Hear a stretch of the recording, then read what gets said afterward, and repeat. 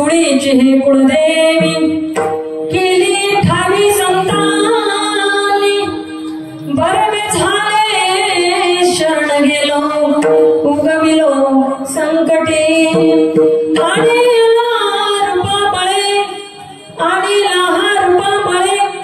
करुणी खळे हरिदासी बरवे झाले शरण गेलो उगविलो संकटे तुका म्हणे समागमे तुका म्हणे समागमे नाचो प्रेमे लागलो बरवे झाले शरण गेलो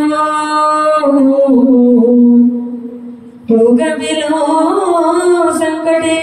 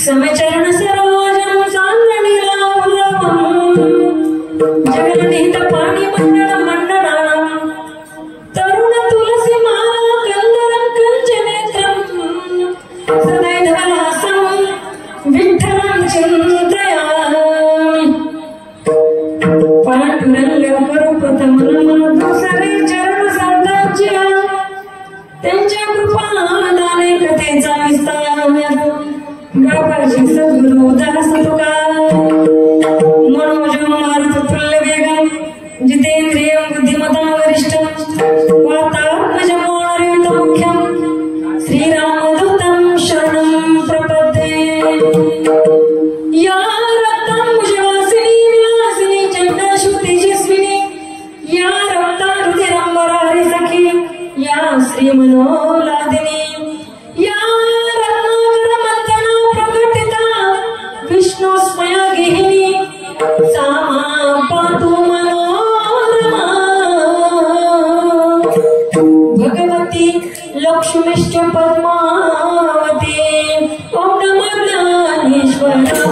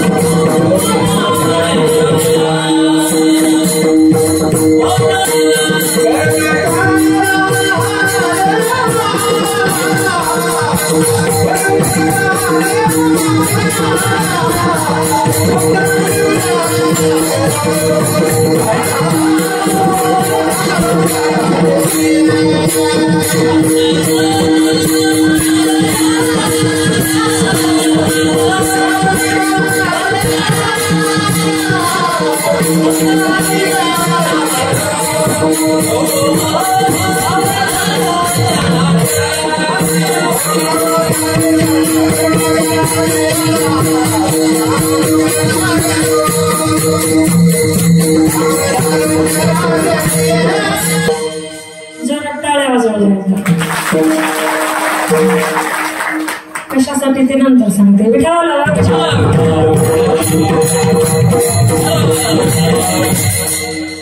एक से बढ़कर एक कलाकार मंडळीत बघायचं. मग खऱ्या अर्थानं सांगायचं म्हणजे अहो पैशानं श्रीमंत असणारी माणसं पावला पावलावर भेटतात. हो काय वाटत नाही त्याचं. पैशानं श्रीमंत असणारी माणसं पावला पावलावर भेटतात, पण अशी कलेने श्रीमंत असणारी माणसं मिळवण्यासाठी पावलं झिजवावी लागतात. पावलं झिजवावी लागतात. कधीची घराण उपस्थित आहे या ठिकाणी बरं का सुंदर प्रकारे. चला ओम नमो ज्ञानेश्वरा करुणा करा नयना तुम जाणून प्रहलाद झालो पावन झालो चराचरी ज्यांचे गेले स्मरण होय सकल विद्येचे अधिकरण तेची वंदो श्री चरण श्री सद्गुरूंचे ते नमस्कारोनी आता ये हंसावरती बसून शारदे मयूरावरती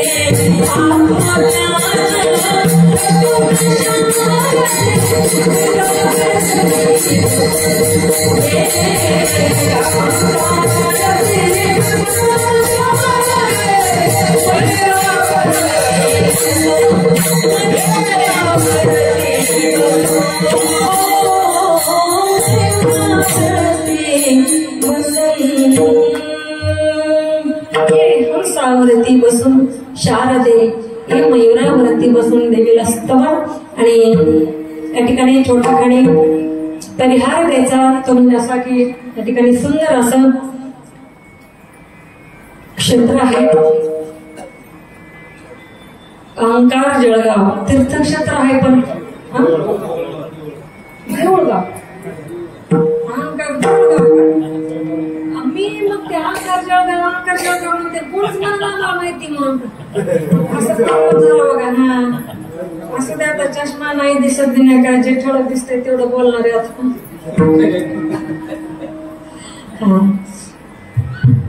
नवरात्र महोत्सव आणि अखंड हरिनाम सप्ताह देवी भागवत कथा आणि कीर्तन महोत्सव अहंकार देऊळगाव तालुका जिल्हा जालना सुंदर प्रकारे या ठिकाणी देवी भागवत कथा चालू आहे. हरिभक्त परायण आदरणीय भगवान महाराज कचरेवाडीकर यांची सुंदर प्रकारे या ठिकाणी भागवत कथा चालू आहे. या ठिकाणी बरीच माणसं आपल्या ओळखीची निघाली.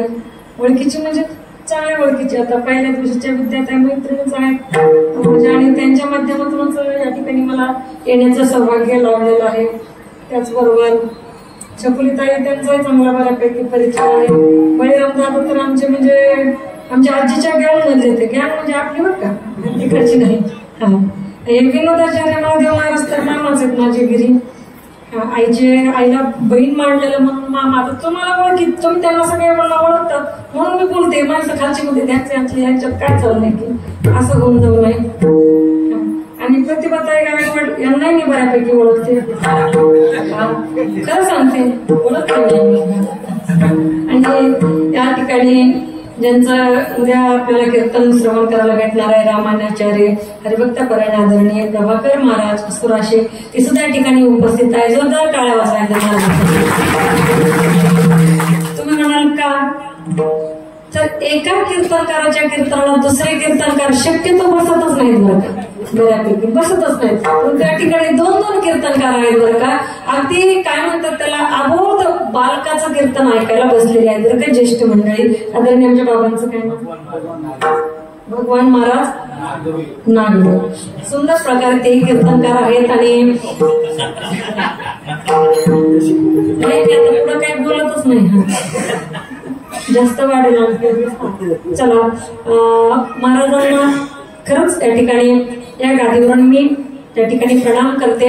त्याचबरोबर ज्यांच्या तालावर आपण नाचतोय गातोय बघा, किती सुंदर. आता ज्यांनी चाल गायलेली चालायचे बरं तुम्ही, म्हणजे गोड गोड म्हणायचंय, गोड पुढचं ऐकायचं. हा, म्हणजे कसं प्रॉब्लेम होतो पुढचं नाही ऐकलं की अर्धवट ज्ञान फार अवघडे बरं का ना. गोड चालीचे आहेत तुम्ही दोघे बरं का महाराज मंडळी.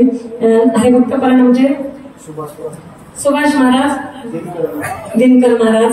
वा, खूप गोड बरं का. महाराजांनी आता चाल गायली. इकडे आमचे माईकोर महाराज आहेत, हरिभक्तपरायण विष्णू महाराज, ज्यांच्या माध्यमातून या ठिकाणी येण्याचं एक ज्यांच्या माध्यमातून फोनचा संपर्क झाला. आमचे वीर महाराज सुद्धा या ठिकाणी उपस्थित आहेत. आमचे सुराशे महाराज आहेत. ताईंच्या माध्यमातून या ठिकाणी येण्यात आलं, म्हणून मी ताईंना सुद्धा, ताई तर नाहीत तरी सुद्धा त्यांचे मी धन्यवाद व्यक्त करते की त्यांच्यामुळं या तीर्थक्षेत्राचं दर्शन मला झालं आणि आपल्यासारख्या संत श्रोतेजनांच्या समर्थ नायकांच्या दर्शनाचा योग मला माझ्या जीवनात लाभला. म्हणून ताईंचे सुद्धा मी त्या ठिकाणी आभार व्यक्त करते, धन्यवाद व्यक्त करते. आणि खऱ्या अर्थानं ज्यांच्या या पोटावर आपण थाया नसतो बरं का, सुंदर गोड हात आहे. अगदी मृदंग महामेरू ज्यांना म्हणावं, खूप गोड त्याचा मृदंगावर एक कमांड आहे. हरिभक्तपरायण म्हणजे वैजनाथ महाराज आणि हरिभक्तपरायण कृष्ण महाराज. त्याचबरोबर आणखी इतर कोणी ज्येष्ठ श्रेष्ठ मंडळी असतील बरं का, कोणी प्रवचनकार असतील, कोणी कीर्तनकार असतील उभे राहिलेले, गीताराम महाराज आणि सर्व मंडळी आमचे उभे राहिलेले. सगळ्यांची नावं घ्यायचे का, आपल्या आपल्या बायका घेतात जानेवारी मध्ये, तसं काही टेन्शन नाही. हा, तसं काय म्हणजे टेन्शन नाही. ज्यांचे झाले त्यांच्या बायका घेतात, ज्यांचे नाही झाले त्यांचे घेतात पुन्हा झाल्यावर. कळलं तुम्हाला काय, लग्न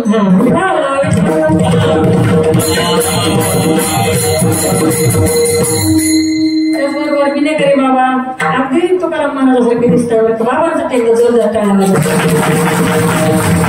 अगदी तुकाराम महाराज आपल्याकडे चालतो तुमच्या.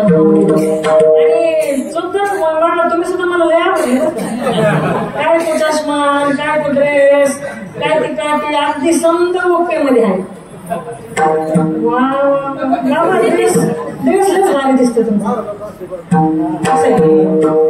मला लय आवडली बरं का तुम्ही. हा, बाबा येतात माझ्यासोबत. लय आवडले बाबा तुम्ही खरंच मला. आपण दोघे एकमेकासारखे दिसतो माझ्यासारख्या. आपल्याला गाडी अशी टाळलेली प्रॉब्लेम होता थोडा. आपल्याकडे गाडी बसायला उघडचं खायला जमत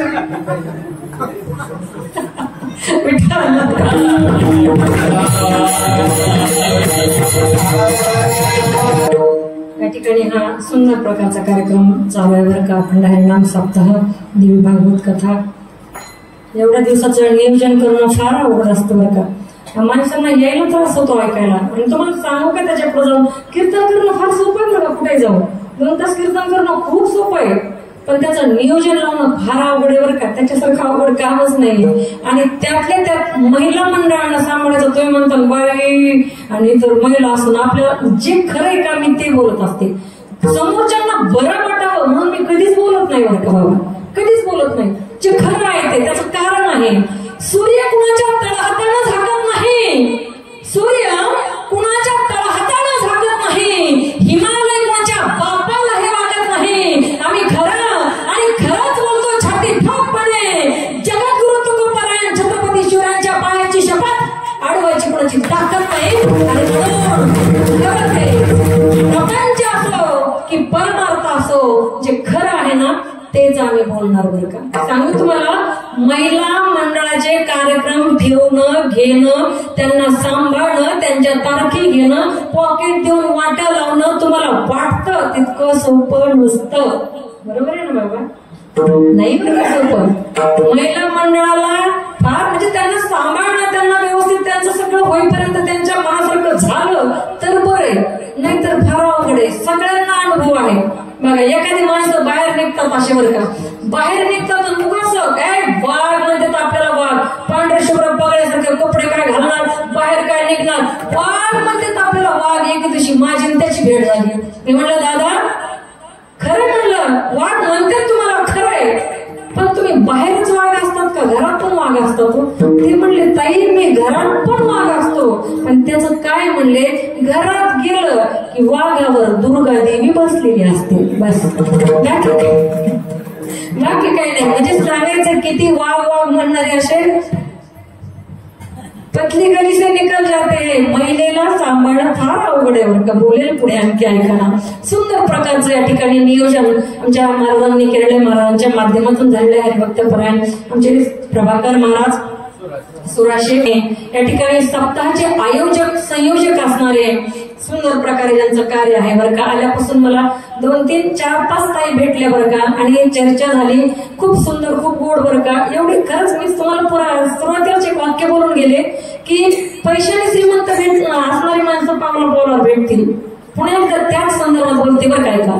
पैशाने श्रीमंत असणारी माणसं खरंच पावलावर भेटतील, पण पैशाने श्रीमंत असणारी माणसं मनाने श्रीमंत इथंच भेटतील आणि ते आयोजक आहेत हरिभक्तपरायण आदरणीय देवीदास महाराज सोमधाने, बरोबर ना? हा. आणि हरिभक्तपरायण बाबासाहेबजी महाराज, इथं आले की सगळे महाराज होतात बरं का. बाबासाहेबजी सोमधाने आणि म्हणजे देवीदास महाराज सोमधाने सुंदर सरपंच आहेत का? ते आता थोडं वाटतंय असं नाही, सरपंच पूर्णपणे आहे तर मला हे थोडं पुढं वाटत.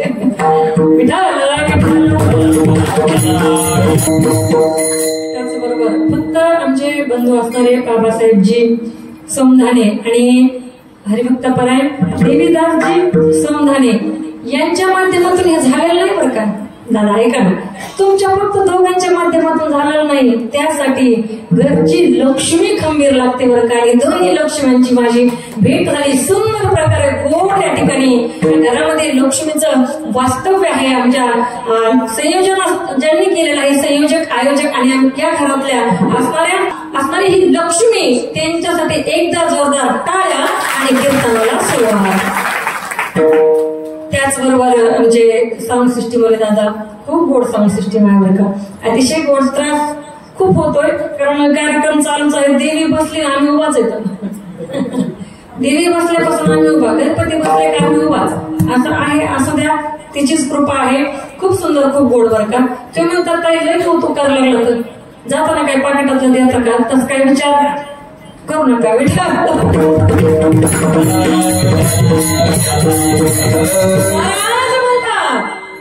कुळीची हे कुळदेवी केली ठावी संतानी. काय म्हणले बघा, प्रत्येकाला कुळ आहे. कुळ इथं बसणाऱ्याला प्रत्येकाला कुळ आहे ना कुळ, सगळ्यांना कुळ आहे बरं का.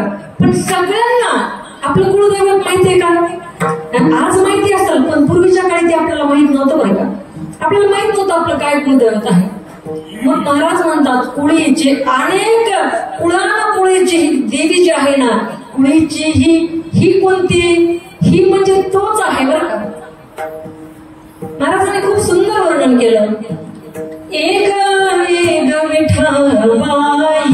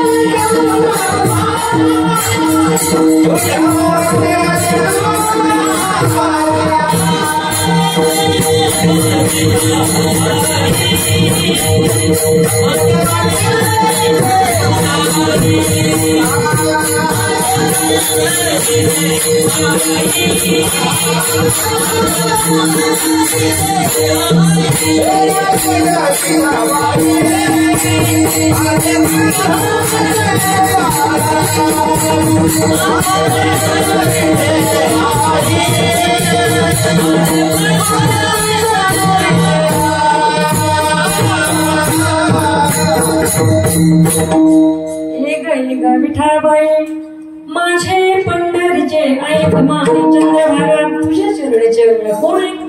ही कोण आहे? कुळीची कुळदेवी कोण आहे?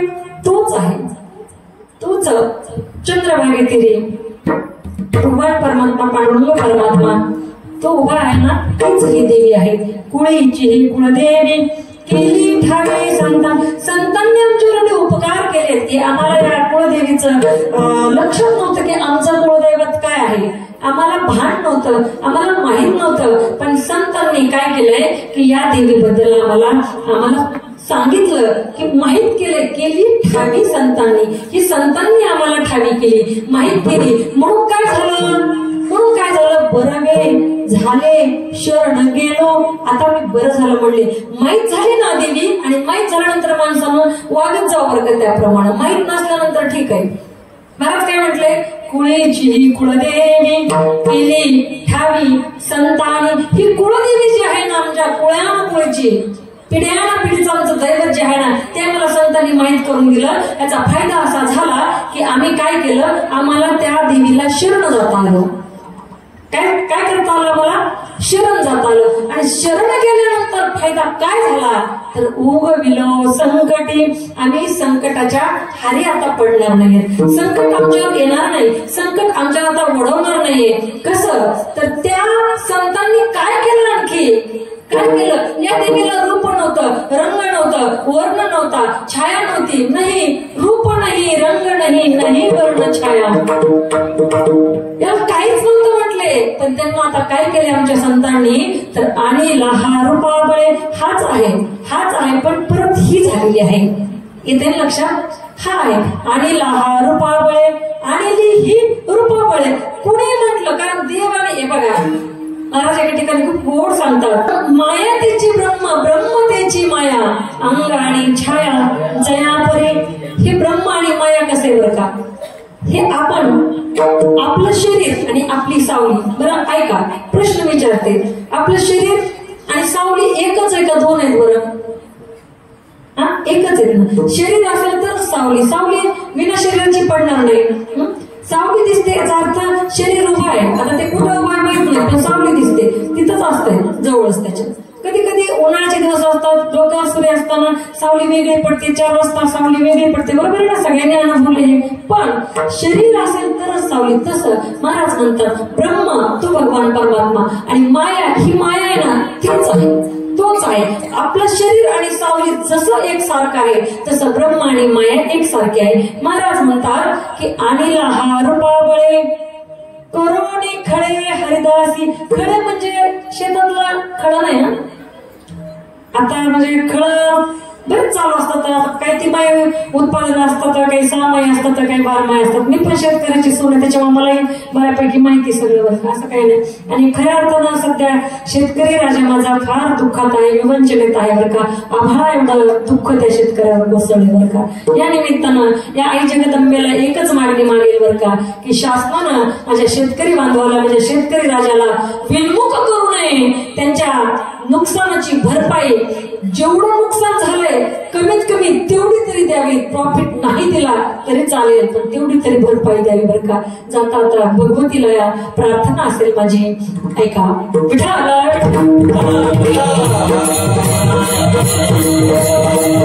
संतांनी काय केलंय? याला रूपाला आणलंय आणि याला रूपाबळे करोणी खळे. खळे म्हणजे काय तर सायास. त्याला खूप सायासानं रूपावर आणलेलं आहे. त्याला रूप, आकार, रंग सगळं प्राप्त करून दिले आणि हे सायासाने केले. सहजासहजी शक्य झालेलं नाही. संतांनी ह्या गोष्टी केल्या आणि हे सगळं घडल्यामुळं शेवटी महाराज म्हणतात की यांचा आम्हाला समागम घडला. कोणाचा?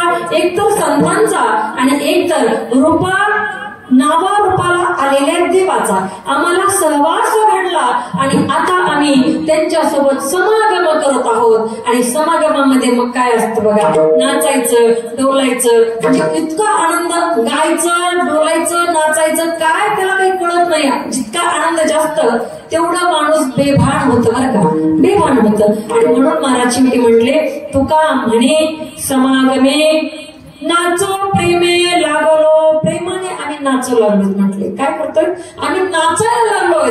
एवढा आनंद आम्हाला झालेला आहे आणि तो कशामुळं, तर फक्त आणि फक्त या संतांच्या उपकारामुळं। काय केले त्यांनी, तर त्यांनी केले कुळीची ही कुळदेवी केली ठावी संतांनी, बरगे झालो शरण गेलो उगविलो संकटे, विठ्ठल विठ्ठल।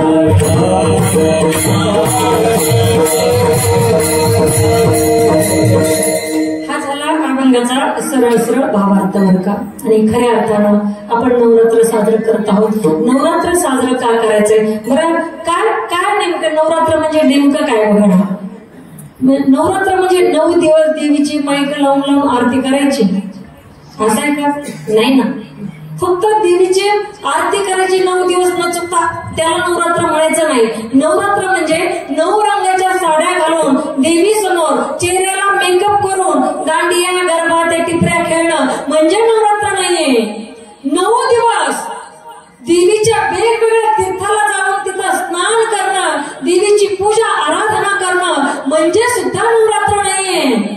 आणि पायात चप्पल न घालता गावभर फिरणं म्हणजे सुद्धा नवरात्र नाहीये। तर नवरात्र खऱ्या अर्थानं नवरात्र कधी साजरं होईल सांगून जाईल मी आपल्याला, ऐका ना। ज्या दिवशी आपण आपल्या घरातल्या लक्ष्मीला मानाचं स्थान देऊन खऱ्या अर्थानं नवरात्र त्या दिवशी साजरं होईल बरं का। खऱ्या अर्थानं नवरात्र त्या दिवशी साजरं होणार आहे। आपल्या घरातल्या लक्ष्मीला आपण आता मोठमोठ्या घरी, काही घरी आपोआप प्रत्येक गोष्टीमध्ये असतं, काही घरी म्हणजे स्त्रियांना काही बोलायचा चान्स नाही, बोलायला त्यांना पुढे यायला एंट्री नाही। त्या माझ घरातच, माझ घर म्हणजे हे बी कळणार नाही लवकर, स्वयंपाकघर किचन मध्येच त्यांचं तिथपर्यंतच, रांधायचं उष्ट काढायचं तिथपर्यंत।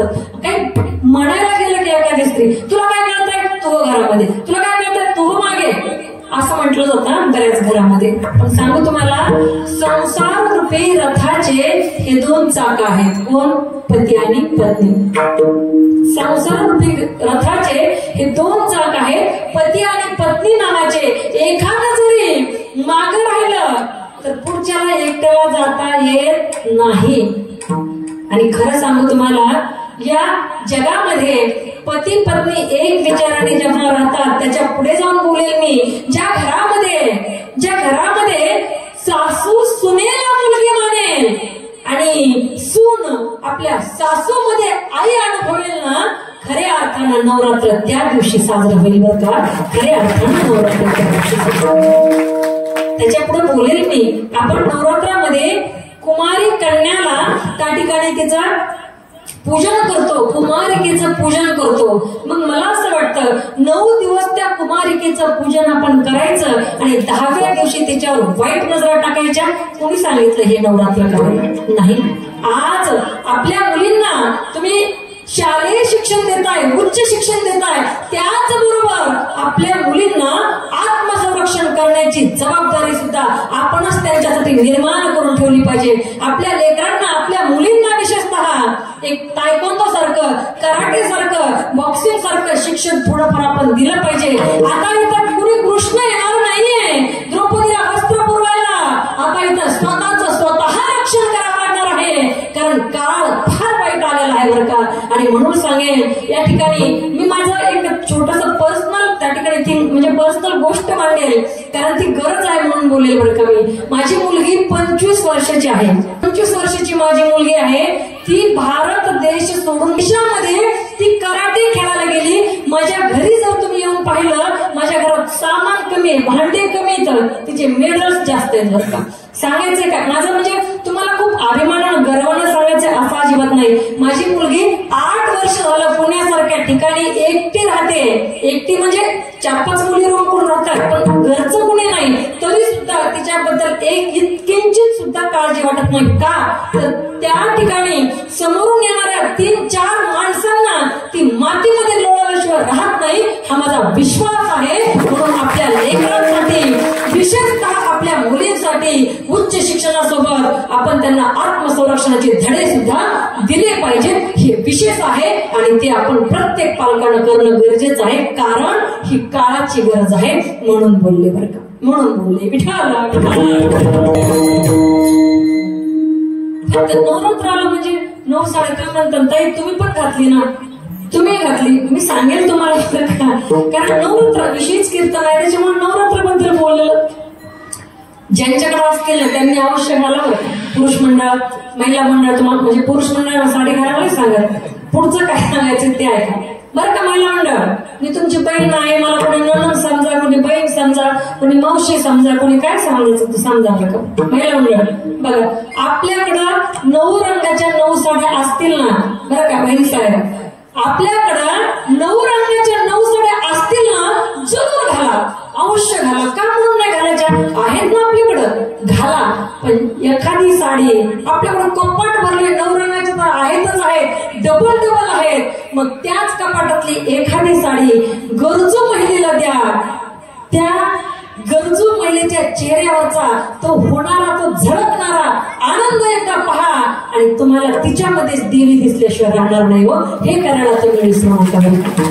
सांगत होते मी, ज्यांच्याकडे आहेत त्यांनी अवश्य घाला, पण ज्यांच्याकडे नसेलच त्यांनी नवऱ्याला भांडत बसू नका, भांडत बसू नका. तुम्हाला सांगू एक वाक्य, नवऱ्यासाठी उपास धरून त्याचं आयुष्य वाढतं. बरेचदा हे उपास तपास करतो ना आपण, महिला मंडळ, कुणासाठी उपास करतोय आपण?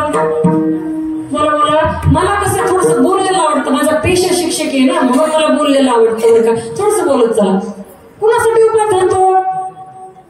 आपल्या घरासाठी, दारासाठी, नवऱ्यासाठी, लेकरासाठी, बरोबर आहे. पूर्वीच्या काळी काय होतं पद्धत माहितीये का, की पती गेल्यानंतर पत्नी सती जात होती. सती का तर तिला मागे राहायला आवडत नव्हतं, मागे तिचा वनवास होईल असं वाटत होतं. घरचे चांगले सांभाळतील न सांभाळतील ही शंका होती, सासू सासरे काय बोलतील ही शंका होती. किंबहुना आपल्या पती गेल्यानंतर घरच्यांना वाटत असेल की आपल्या त्या ठिकाणी कुळाचं नाव जाऊ नये, आपल्या कुणाला कलंक लागू नये, बदनामी होऊ नये, म्हणून कदाचित तिला त्या मेलेल्या नवऱ्याच्या चितेवर बसवत असतील. आणि एवढंच नाही, ती आरडाओरडा करायला लागली की तिथं ढोल नगारे वाजवले, त्याचे आपण शिकलोय पुस्तकात बांधवांना माझ्या. ऐका ना बघा, पूर्वीच्या काळी पती सोबत अनेक स्त्रिया सती गेल्या, पण पूर्वीच्या काळीपासून ते आता पण एकाही पुरुषाचं आपल्या पत्नीवर प्रेम खरं नसेल का? खरं प्रेम असेल? मला सांगा तुम्ही, इतिहासात कितीतरी पत्न्या सती गेल्याचं उदाहरण नाही, पण इतिहासामध्ये एखादा तरी पती सत्या गेल्याचं उदाहरण नाही का? सांगा बरं जरा, गेला का सत्या? हे सगळे उपास तापास हे आपल्याच राशीला, आपल्याच वाटेला. महिला मंडळ ऐका, मी थोडस वेगळं बोलणारी महाराज आहे बरं का. ऐका, सगळ्यात जास्त प्रमाण महाराष्ट्रातल्या स्त्रियांचं कमी हिमोग्लोबिनचं, हे लक्षात ठेवा. उपास तापास कमी धरा. आणि याच्या पुढचं वाक्य मला बोलायचं ते आवर्जून ऐका. उपास तापास धरून नवऱ्याचं आयुष्य वाढेल की नाही मला माहित नाही, पण नवऱ्यासोबत गोड बोलल्यानंतर मात्र त्याचं आयुष्य वाढल्याशिवाय राहणार नाही. एवढं तुम्ही लक्षात ठेवा, एवढं लक्षात ठेवा.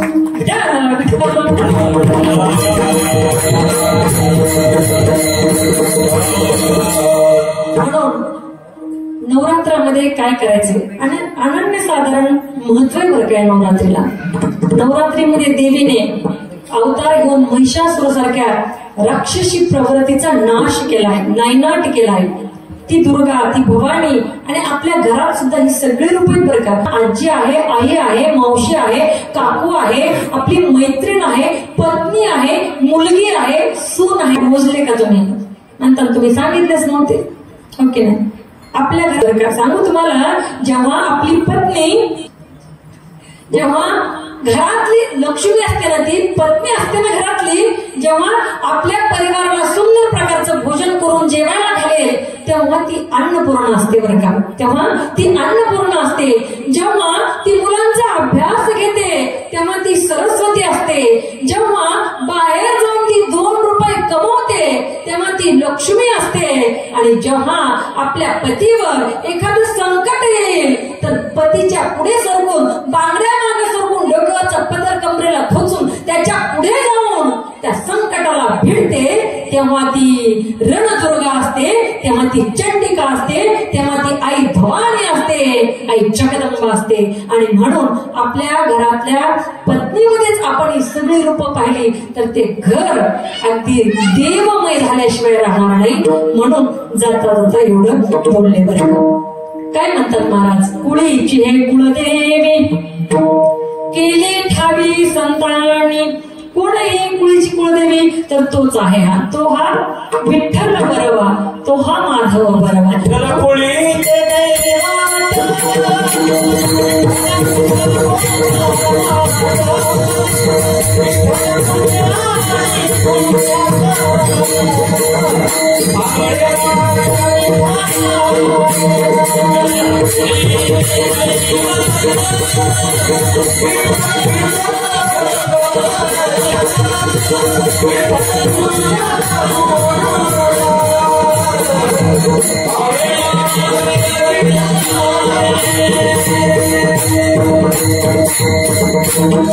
विठ्ठल कोळीचे दैवत. बघा ना, कुळ्यानं कुळीचं दैवत फक्त विठ्ठलच आहे. मग त्या विठ्ठलालाच आपण काय म्हणतो? विठाबाई पण म्हणतो, कारण तिला आईची पण जागा आपण दिली, आईची जागा दिली. आणि ही कशी आहे बरं का? किती दिवसापासून, किती वर्षापासून, किती युगापासून आहे ही अंबा माता, ही देवी? किती दिवसापासून? पहिले कोठे जन्मले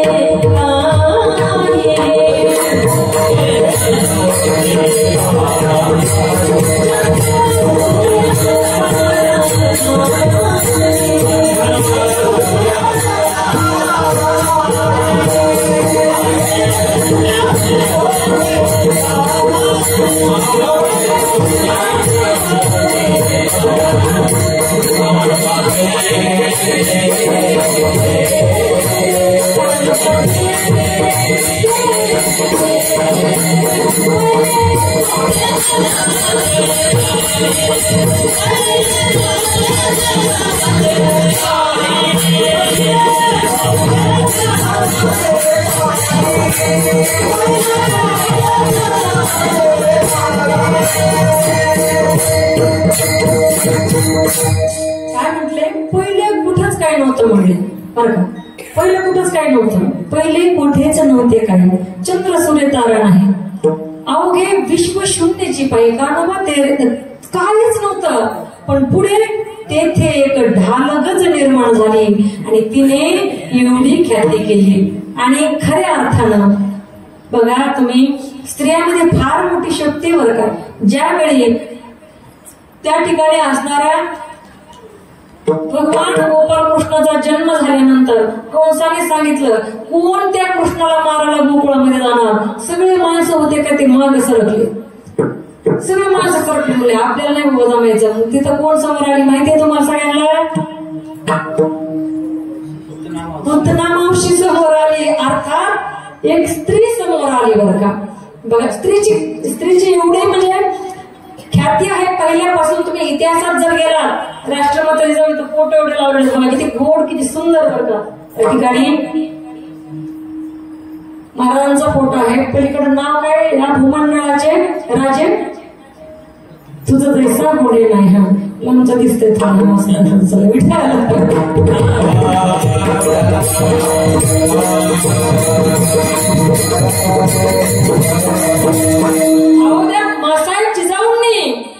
छत्रपती शिवरायांना घडवलं. ते असंच घडवलं का? शिवबा आपलं शाळेत जायचो, सरोड जायचो, सरोड यायचं, कुणाच्या आध्यात नाही मध्यात नाही पडायचं बाई, असं म्हणून जमलंय काय? असं म्हणून स्वराज्य निर्माण होणार आहे का? नाही. माझी जाऊने माझी जाऊने शिवाजी राजा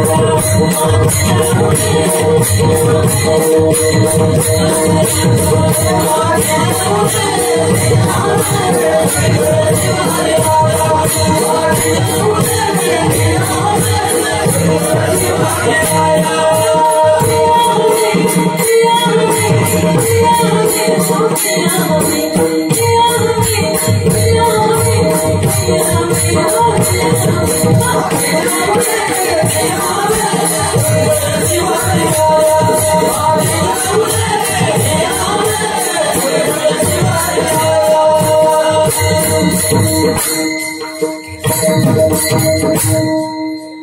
गोड नेतृत्व या महाराष्ट्राला दिलं. 3 राजे घडवणारे राष्ट्रमाता राजमाता मासाहेब जिजाऊ बघा किती त्या ठिकाणी संघर्ष केलाय. स्वतःच्या वडिलांशी विरोध, स्वतःच्या भावाशी विरोध सहन करून पत्करून त्यांना तोंड देऊन छत्रपती शिवरायांना घडवलं, संभाजी राजे घडवले, राजाराम महाराज घडवले एका स्त्रीनं. ती स्त्री म्हणजे राष्ट्रमाता राजमाता जिजाऊ. अनेक उदाहरण देता येतील. सावित्रीबाई फुले आजही वारकरी संप्रदायाचे पायक आम्ही म्हणून घेतोय. आम्हाला जर विचारलं की विद्येची देवता कोण, आम्हाला जर विचारलं विद्येची देवता कोण, आम्ही नक्की सरस्वती मातेचं नाव घेऊ. पण शिक्षणाची देवता कोण जर विचारलं तर फक्त आणि फक्त सावित्रीबाई फुले यांचंच नाव आमच्या मुखामध्ये आलं पाहिजे. कारण त्या सावित्रीबाईने आम्हाला शिकवण्यासाठी स्वतःच्या अंगावर दगड चिकन माती काळ शेत सगळं काही सहन केलंय. आणि म्हणून आम्ही आज इथं उभे आहोत आणि माझा महिला वर्ग इथं समोर येऊन बसू शकतोय. उपकार आहेत त्या सावित्रीबाई फुले आणि ज्योतिराव फुले या दाम्पत्याचे. नाहीतर आम्हाला इथं येता आलं नसतं. आम्ही विद्येची देवता सरस्वती मातेलाच मानणार, पण शिक्षणाची देवी जर कोण म्हणाल तर सावित्रीबाई फुलेंचंच नाव घेणार बरं का.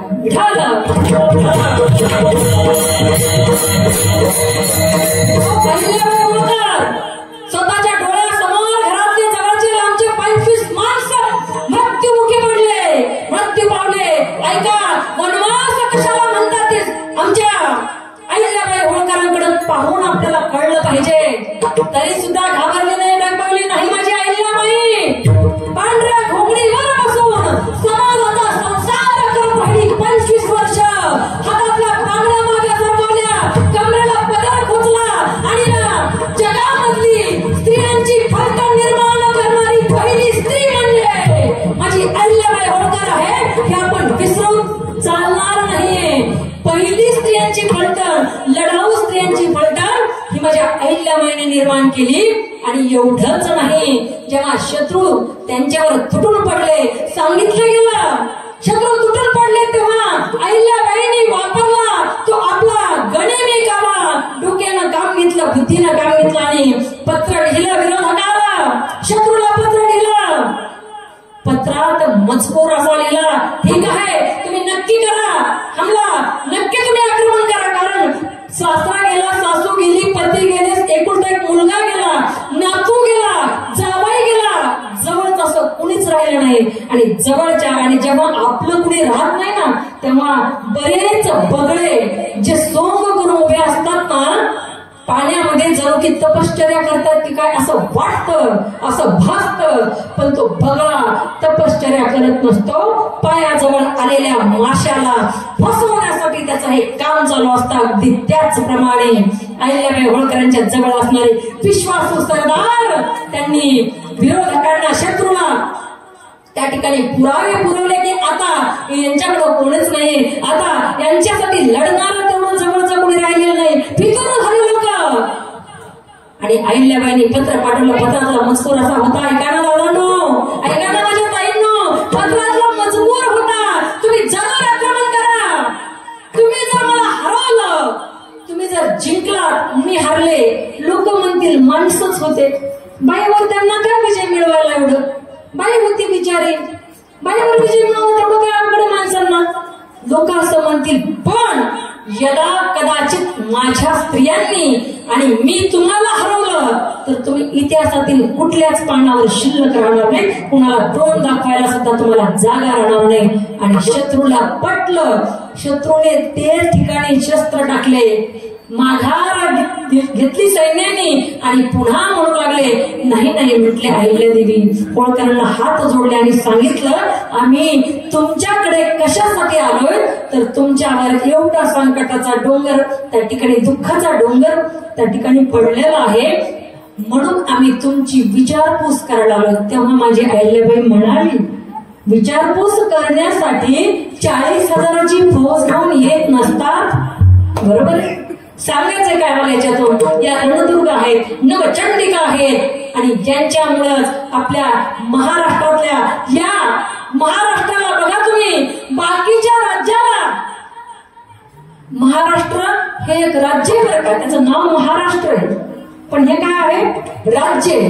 बाकीच्या राज्याला फक्त आणि फक्त भूगोल आहे, बाकीच्या राज्याला फक्त भूगोल आहे, इतिहास फक्त आणि फक्त महाराष्ट्रालाच आहे.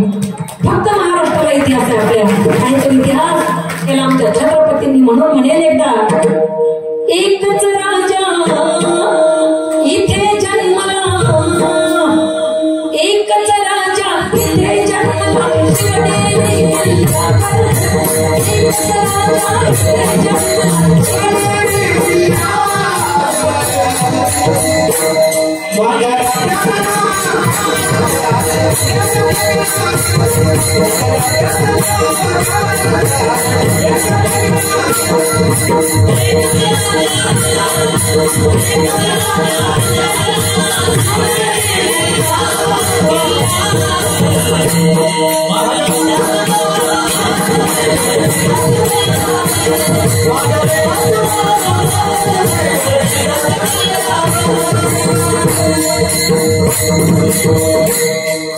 छत्रपती शिवाजी महाराज की, छत्रपती संभाजी महाराज की,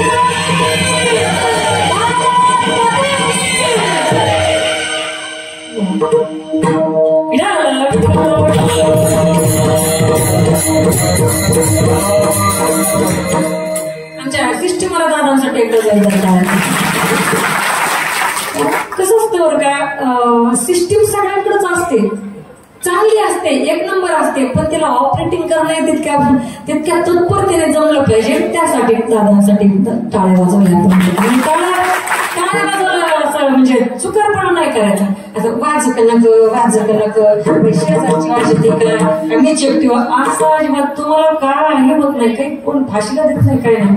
सांगू तुम्हाला टाळ्या वाजवण्याचे फायदे बरं का. तुमची माझी पहिलीच भेट आहे, मी लई रोखोक बोलणारी पोरगी, मला अख्ख्या महाराष्ट्राच्या बाहेर 4-5 राज्यात माझे कार्यक्रम असतात, मी प्राध्यापक माणूस आहे. सांगायचं काय मला स्वतःच सांगाय म्हणजे गर्व म्हणून सांगायचं नाही, पण सांगितल्याशिवाय करायचं नाही, म्हणून सांगायलाच पाहिजे ना दादा. बरोबर आहे का, महाराज सांगावंच लागतंय ना. काय सांगत होती मग मी, कीर्तन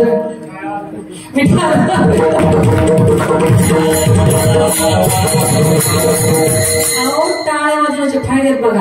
पहिला फायदा, टाळी वाजवली तर मच्छर आपल्या जवळ येत नाही. कशाला मराठे का थोडी टाळ्यात उठून मच्छर आपल्या जवळ येत नाही. दुसरा फायदा, एखादा शेजारी झोपला असेल, आपल्या टाळीने ते उठलं, त्याने जर कीर्तन ऐकलं, त्याने ऐकलेल्या अर्ध्या कीर्तनातलं पुण्य आपल्या त्या ह्याच्यात पडतं, आपल्या वाट्याला पडतं बघा. दुसरा फायदा. तिसरा फायदा आहे का, कीर्तनात टाळी वाजवल्यानंतर पाप संपत आणि पुण्य वाढीला लागतं. तिसरा फायदा.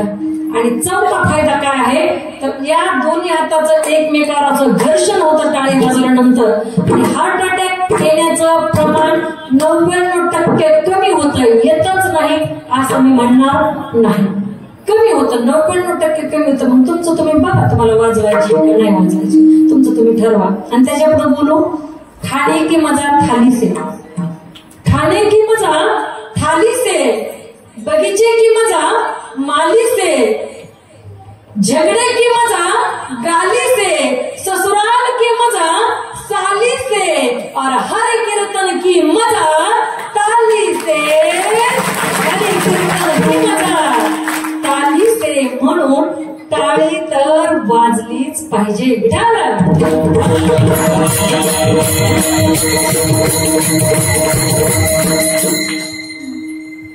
महाराज म्हणतात कुळीची हे कुळदेवी.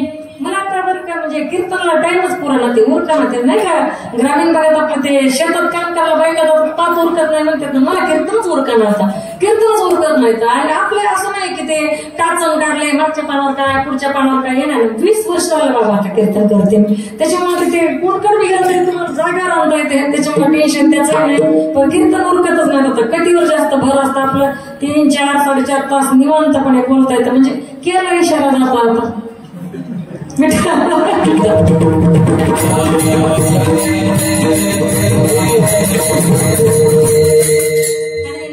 खरं सांगू ही माझ्या लवकर संपत्ती हो कीर्तनाची. कधीची माझ्या खूप म्हणजे खूप खरंच कथेमध्ये एवढं प्रेम, एवढं म्हणजे भगवंताच्या एकदम जवळ गेल्यासारखं तो अनुभव, तो ती अनुभूती येते बरं का. कथाकार असतील लक्षात येऊन जातो बरं का. खरंच भगवंताच्या एकदम समीप जाण्यासाठी कथा ही फार परिणामकारक असते बरं का. पण कथा ही देवाची कथा असावी, नाहीतर नुसती आपल्या सगळ्याच्या व्यथाच येतं. कुणाकडे आपल्याकडे कथा आहे का? कथा देवाच्या असतात, आपल्या व्यथाच येतं, त्याला कोणी ऐका ना. पण आपण एखादं सांगायला गेलो की ते डबल आपल्याला सांगते, डबल आपल्याला सांगते. कोणाला सांगून कोणाला नाही असं झालं बरं का. चला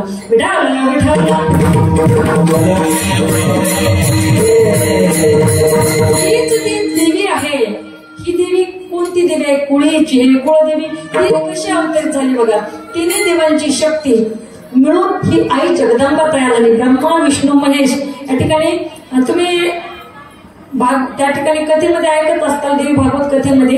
देवी भागवत कथेमध्ये कथा अशी आलेली आहे की 3 देवांच्या शक्तीपासून ही आदिशक्ती निर्माण झाली आणि महिषासुराला मारण्यासाठी. कारण महिषासुराला वरदान होतं की कोणाच्याही देवाच्या हातून नाही आणि माणसांच्या हातून तर लगे नाही, कुणाच्याच हातून त्याला मरण नकोय. पहिल्यांदा तर त्यानं अमरपदच मागितलं.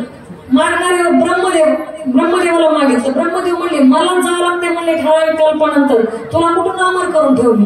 नाहीतरी ब्रह्मदेवाचं ते ठराविक पद आहे एक कल्पापर्यंत.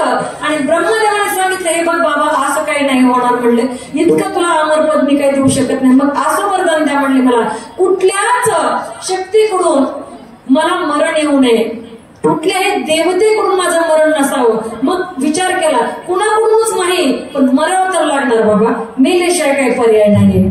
बघा खरंच मेल्याशिवाय पर्यायच नाही हो, मरावंच लागतं. कशासाठी मरायचं? पुन्हा जन्मासाठी. कशासाठी जन्मायचं? पुन्हा मरण्यासाठी. हेच आहे जन्म मरण, त्याच्यासाठीच आहे बघा. आणि तुम्हाला खरं सांगू का, आपण मरतो ना तेव्हा वेदनेतून सुटतो बरं का. एक कवी फार सुंदर कल्पना केली का. मी कुणकड पण जाते वापस आणते पुन्हा, फक्त टाइम किती झाला सांगा, कारण आज माझ्या हातात घड्याळ पण नाहीये. इतका सुंदर गीत म्हणतोय गातोय इतकेच मला जाताना, इतकेच मला जाताना कळले होते, मरणाने केली सुटका, जगण्याने छळले होते, जगण्याने छळले होते. जाणारा व्यक्ती, 4 खांद्यावर जाणारा व्यक्ती मेल्यानंतर म्हणतोय हे वाक्य. कारण कवी जेथे न पोहोचे रवी तेथे पोहोचे कवी. म्हणजे जिथं रवी जाऊ शकत नाही, रवी म्हणजे सूर्य, रवी म्हणजे बसलेला रवी नाही. सूर्य जिथं जाऊ शकत नाही तिथं कवीचं मन जातं, ते काहीतरी लिखाण गेलं. मी काय सांगत होते ऐका ना. त्या ठिकाणी आपल्याला जन्म मृत्यूच्या फेऱ्यातून जर आपल्याला सुटायचं असेल, चुकवायचा असेल हा फेरा, तर या आई भगवतीला आपण शरण गेलं पाहिजे. 3 देवांच्या शक्तीपासून आदिशक्ती भवानी निर्माण झाली आणि या भवानी मातेने, या अंबा मातेने महिषासुरासारख्या राक्षसी प्रवृत्तीचा नायनाट केला, नाश केला. आणि ती अंबिका म्हणजेच आमचा पिठेवर उभा राहून कटेवर हात देऊन आमच्यावर कृपा करणारा तोच आहे कोण? विठू माऊली, तो माऊली जगाची विठू माऊली तो माऊली जगाची माऊली मूर्ती विठ्ठलाची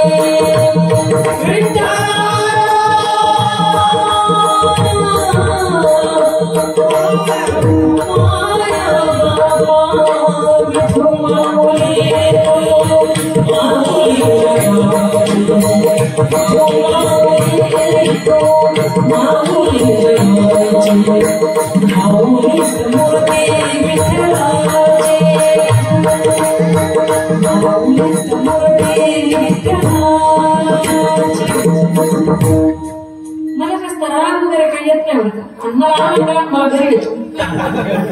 मग इथं नाही येत राग, मला घरी येतो. मग घरी राग मला आला का मी फक्त भांडेच नाही लेकर सुद्धा उचलून आपटे ते इतका राग.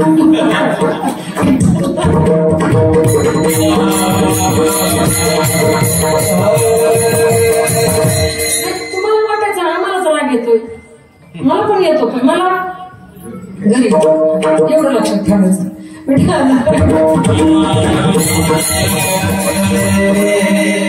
राग अवघड असतो बरं का प्रत्येकाचा. आमचा राग किती अवघड, आमचे चिरंजीव बसलेत समोर. हा माझा मुलगा आहे, ते स्वतः कीर्तन करायचं आज खूप थकलेले आहेत ते, खूप जास्त. ते उभं राहून तुमच्या पुढे प्रमाण म्हणायला पण सुरुवात असते, तयारी असते, तसं काही घाबरत नाही तो, काही नाही, पण त्याला उभं राहा वाटत नाही. आणि इकडं कीर्तन करताना तुमच्याकडं गायन काम तुमचं सुरू झालं की तो मोबाईल पण फिरवतो सोबत असल्यानंतर. हे काम आमच्या ड्रायव्हरकडे असते, पण आज गाडी नाही, ड्रायव्हर नाही, म्हणून आमचे चिरंजीव करतात. सुंदर प्रकारे ते कीर्तनकार आहेत बरं का, आणि मृदंग सुद्धा वाजवते. तर बरेच बोल त्यांचे झाले, मला काही त्यातलं नाही कळत जास्त, त्याच्यातलं काही कळत नाही, पण बरेच त्यांचे बोल झाले. हरिपाठ सुंदर वाजवतात. महाराजांची कीर्तन आहेत, 8-9 कीर्तन आहेत युट्यूबला. पृथ्वीराज महाराज गायकवाड पाटील या नावानं त्यांचं स्वतःच चॅनल आहे. त्यांच्या चॅनलवर कीर्तन आहेत, काही कीर्तन माझ्याही चॅनलवर आहेत, प्रतिभाताई गायकवाड म्हणून चॅनलवर आहेत. तुम्ही या दोन्ही चॅनलला सबस्क्राईब करा, म्हणजे कसं जातं आता सबस्क्राईब पण भेटतील, तुम्हाला बाळाचं कीर्तन हे ऐकायला भेटल 2 in 1. आणि पुन्हा घंटीचं बटन दाबायला आज आपली म्हणजे ओळख किंवा आपली प्रसिद्धी आपणच करायला पाहिजे. आता पर्याय नाही राहिलेला, कोण कोणाची प्रसिद्धी करत नाही. आपल्याला काय येतंय ते आपण सांगायचं, दाखवून द्यायचं, बरोबर आहे ना. हा, इथं बाप दाखव नाही तर श्रद्धा घाल. असं युट्यूबला जाऊन पहा, पृथ्वीराज महाराज चेहरा पाहून घ्या एकदा, गायकवाड पाटील त्यांचे कीर्तन ऐकून पाहून घ्या. आणि लेकराला थोडासा आशीर्वाद म्हणून सबस्क्राईब पण करून घ्या, कमेंट पण करा, लाईक पण करा. जाता आता बोलते आपलं एवढंच, आणि थोडा वेळ राहिला असणार आहे माझ्याकडे, म्हणून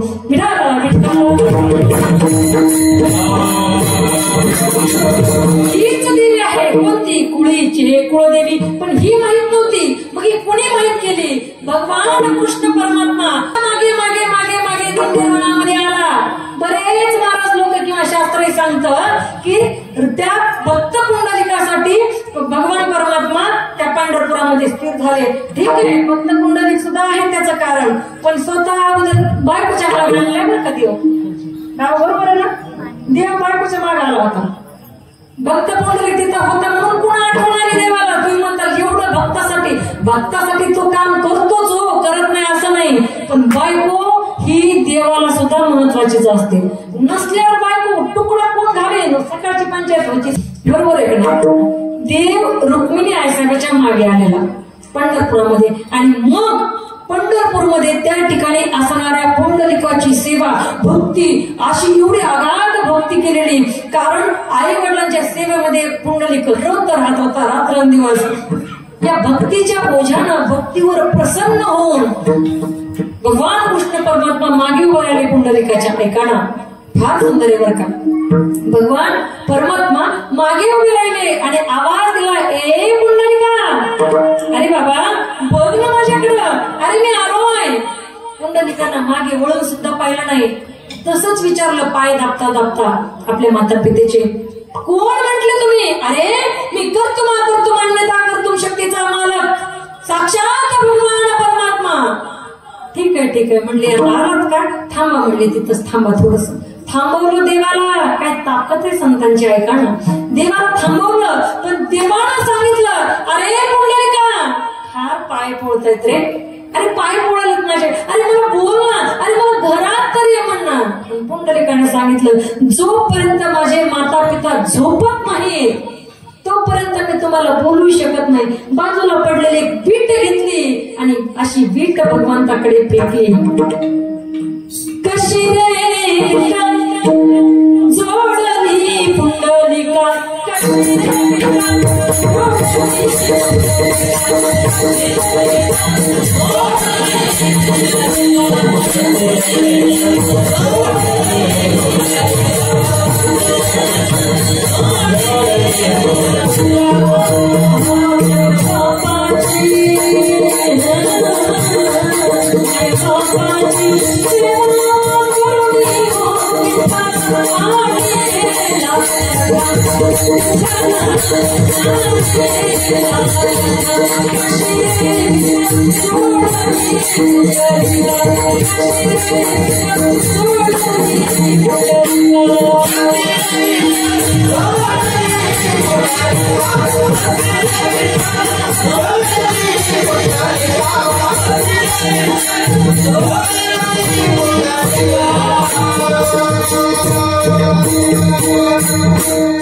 माया बापाची माया बापाची सेवा करुणी हो विठ्ठल आलेला सखा. धन्य पुंडलिका बहु बरे केले निधान आणले पंढरी. हे पुंडलिका तू एवढं गोड काम केलंस, एवढं सुंदर काम केलंय आणि त्या पुंडलिकानं वरदान मागून घेतलं माझ्या देवाला. इथं कसे भक्त येतील ना, कसे येऊ दे, महापापी येऊ दे, किती मोठ्यातला मोठं पाप करणारे येऊ दे, सगळ्यांचा तू उद्धार कर. उतरी कासे लावणे मोड पापी जैसे तैसे. हा अगोदरचा पाठ नसतो मला कधी, पुढचं असते.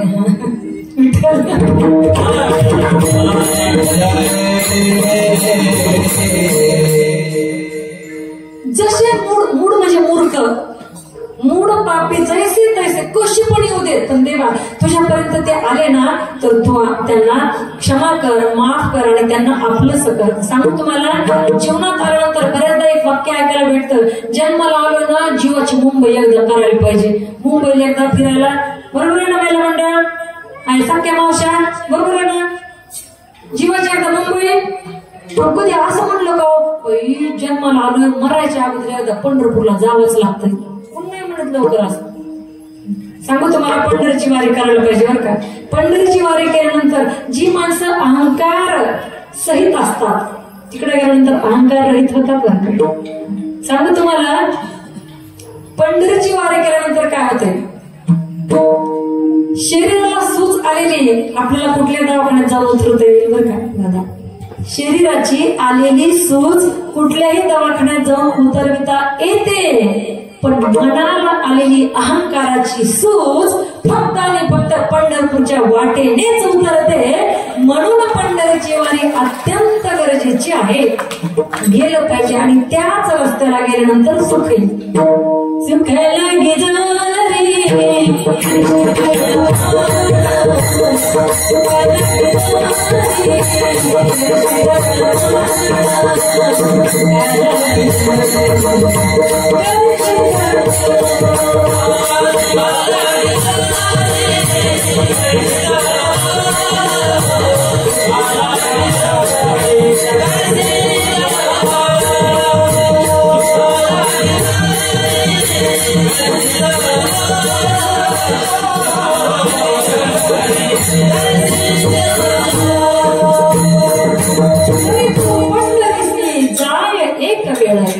फक्त एकदा जाऊन पहा, मग काय, मग अवघाची सुखरूप होऊशे, जन्मोजन्मीचे दुःख विसरशे.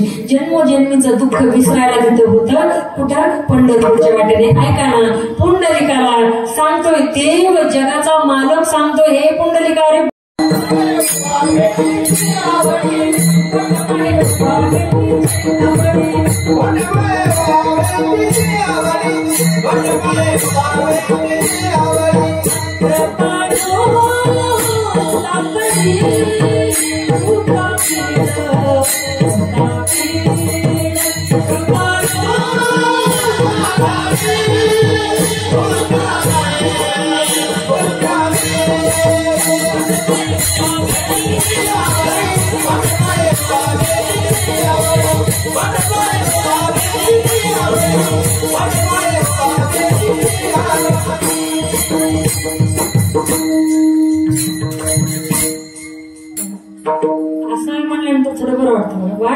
उभा भेटीची आवडी. आणि तसंच माझी जगदंबा माता सुद्धा वाटच पाहते की कशी पाहते का ना. माझी सत्वाची अंबिका उभी राहून थाटात, माझी सत्वाची अंबिका उभी राहून थाटात, वाट पाहते भक्ताचे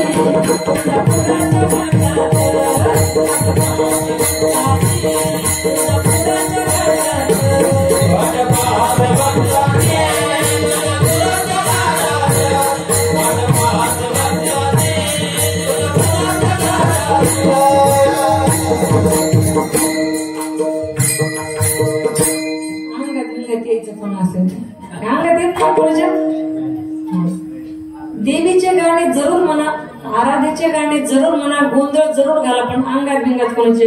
अंगात देव आहेच हो, देव अंगातच आहे ना. देव अंगात नसतं तर आपलं तिकडं, आपण इथं नसतो, मग तिकडं गावाच्या बाहेर. देव अंगातून गेलं, देव अंगातच आहे, त्याला आणण्याची गरज नाही. मी या मताची आहे बरं का. तुम्हाला काय वाटेल ते वाटेल. कारण बघा आज आपण कुठे चाललोय, भारत महासत्ताक म्हणून पाहतोय. 21व्या शतकामध्ये आपलं पदार्पण आहे. माणसं चंद्रावर चालले, मंगळावर चालले, तर आम्ही कुठे अजून राहू नका. ही निव्वळ अंधश्रद्धा आहे शास्त्रज्ञांच्या मते, माझ्या सुद्धा मते. जर अंगात देवी खरंच येत असती तर मग कधीतरी जनाबाईच्या अंगात आलेलं शास्त्रामध्ये असतं बरं का, पुराणामध्ये असतं.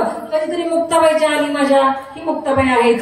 मग शास्त्रामध्ये लिहून ठेवलं असतं ज्ञानोबारायांनी, तुकोबारायांनी, कोणीतरी लिहिलं असतं की अमक्या अमक्या जनाबाईच्या अंगात आलं, कानोपात्रीच्या अंगात आलं, मुक्ताबाईच्या आलं, बहिणाबाईच्या आलं. बहिणाबाई म्हणजे बहिणाबाई चौधरी नाही हा, कवयित्री. बहिणाबाई तुकोबारायांच्या शिष्यात बहिणाबाई पाठक त्यांचं नाव.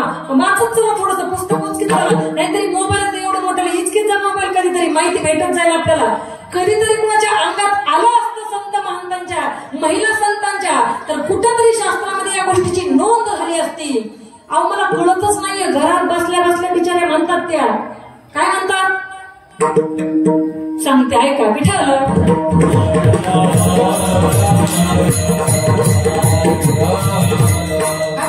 इथून दिसतंय देऊळ काळूबाईचं,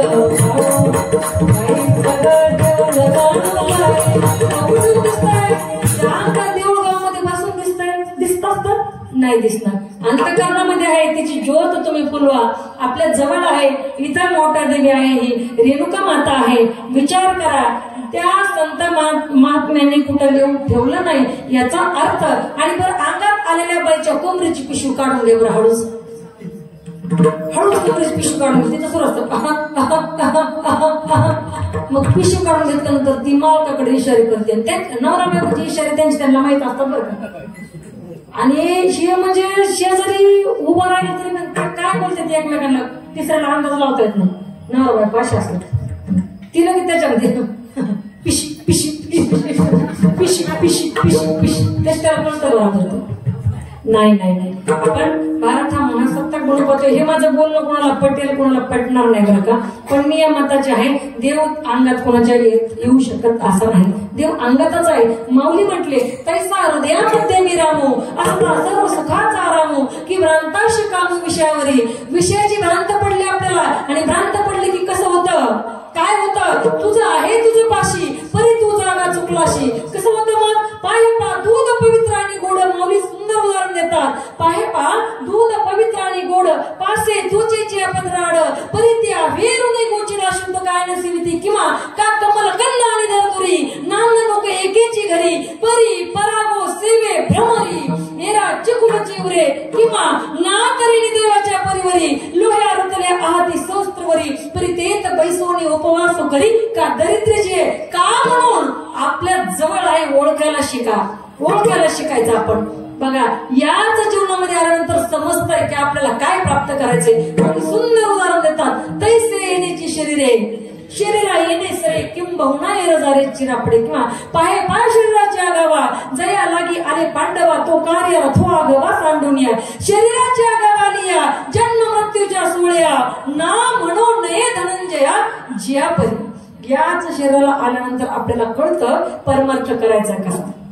कसं वागायचंय कसं जगायचंय हे आपल्याला याच शरीरामध्ये आल्यानंतर कळतं. आणि म्हणून या शरीराला आलोय ना बाबांनो, तर परमार्थ करून घ्या. कारण इथं आपण कायमस्वरूपी राहायला आलेलो नाही. परमार्थ फार सोपा आहे, फार अवघड म्हणजे फार सोपा नाहीये आणि फार अवघड नाही असं मला सांगायचंय बरं का.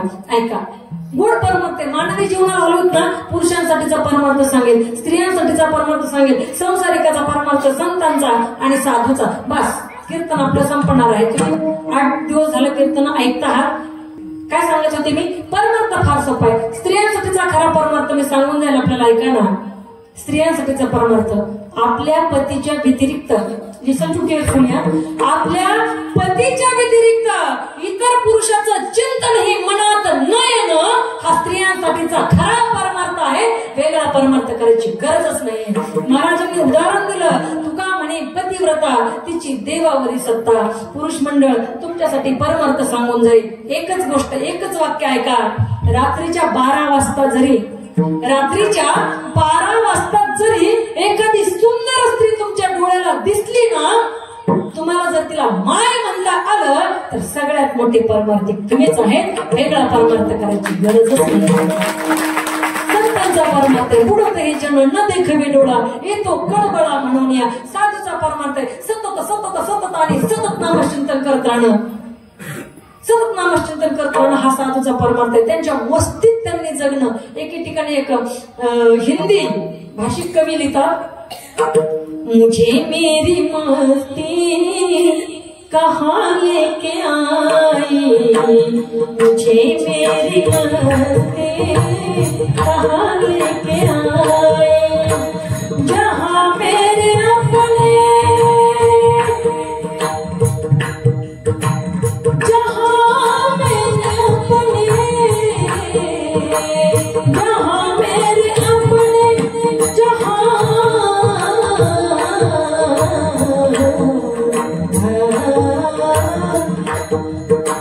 जहाँ मेरे अपने सिवा कुछ नहीं,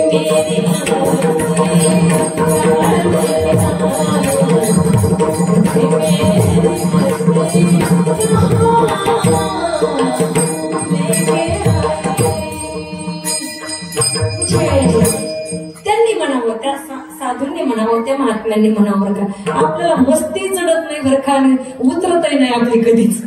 आपली कधी आहे आवड घेईन तुला, आपली इथं मस्ती. परमार्थात कुठली मस्ती आपल्या अंगामध्ये, पण इथं नाचता आला पाहिजे बरं का. खऱ्या अर्थानं जीवनाचा खरा आनंद घेत असेल ना, फक्त इथून सुटलो. तुम्ही आता बसलाय 2 तास, मला वाटतं कदाचित होऊन गेले असतील बरं. तुम्हाला आठवलंय घर दार नवरा बायको, काही आठवलंय घरचं? यालाच तर स्वर्ग म्हणतात. बाकी काय असतं स्वर्ग आणखी? यालाच तर वैकुंठ म्हणतात. जिथं प्रपंचाची आठवणच होत नाही तोच तर खऱ्या अर्थानं स्वर्ग आहे. बाकी स्वर्ग नरक आहे की नाही मला माहित नाही, आणि जो गेलाय तो सांगायला येत नाही. जर आला तर ऐकणारा राहणार नाही, बरोबर. त्याच्यामुळं जास्त फांद्यात नको पडायचं. बघा महाराज म्हणतात, तीच ही देवी आहे कोणती, विठू माऊली तू माऊली जगाची, विठ्ठल कुळीचे दैवत, आणि तीच ही आहे कृष्ण भगवान मागे मागे मागे तिला पटवण्यासाठी त्या पंढरपूर नगरीमध्ये आला आणि तिथेच स्थित झाला. अर्थात त्या पुंडलिकरायानं, अर्थात संतानं आम्हाला ही देवी दाखवली. कोणती?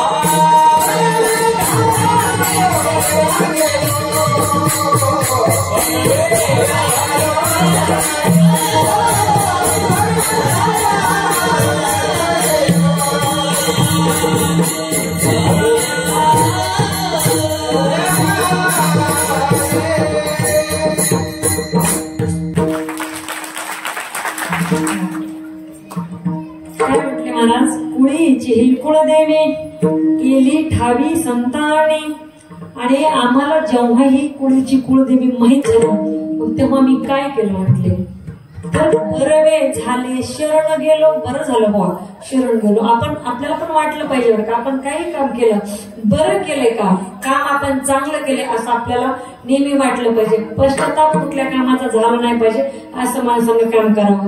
आणि खऱ्या अर्थानं सांगायचं म्हटलं तर हे अतिवृष्टी अनावृष्टी निसर्गाचा कोप आपण केलेल्या कर्माचीच फळ आहेत ही. मागे 3 वर्षापूर्वी कोरोना सारखा भयंकर रोग आला. कुछ तो गलत काम हमने किए होंगे साहब यूं ही मुंह छुपाने की नौबत नहीं आती हम पे. आपण काहीतरी चुकीचं केलं हे मान्य करायला पाहिजे माणसानं. बघा जनावर मोकट होते रस्त्यावर जनावर फिरले हो कुत्रे शेळ्या मेंढ्या कोंबडे बिंबडे हे सगळं फिरले. माणसाला कोंडून टाकलेलं होतं म्हणजे माणूस चुकलाय आणि चुकलं हे पहा चुकत असतंय पण चूक पुन्हा होऊ नये याची तरी किमान आपण खबरदारी घेतली पाहिजे. माणूस हा चुकीचा पुतळा आहे पण एकदा चुकला दुसऱ्यांदा चुकला तिसऱ्यांदा आणि चौथ्यांदा चुकतच राहायला मग तो पुतळा नाहीये मग ते मेनच आहे सगळं. ते पुतळे करीत राहायचे आणि जाळीत राहायचे असं इतकी अतिवृष्टी आतापर्यंत होती. मागच्या म्हणजे 90 वर्षाची माणसं 100 वर्षाची माणसं युट्यूबला पाहतो मी ते भेटतात आणि खऱ्या अर्थानं सांगायचं म्हणजे तर बीड जिल्हा उस्मानाबाद जिल्हा नगर जिल्हा या जिल्ह्याला जास्त फटका बसला बरं अतिवृष्टीचा. बघा 90 100 105 वर्षांची वृद्ध पिढी त्या मोबाईलवर बोलतात. ते म्हणतात आम्हाला कळत होतं तेव्हापासून असं झालेलं नाहीये.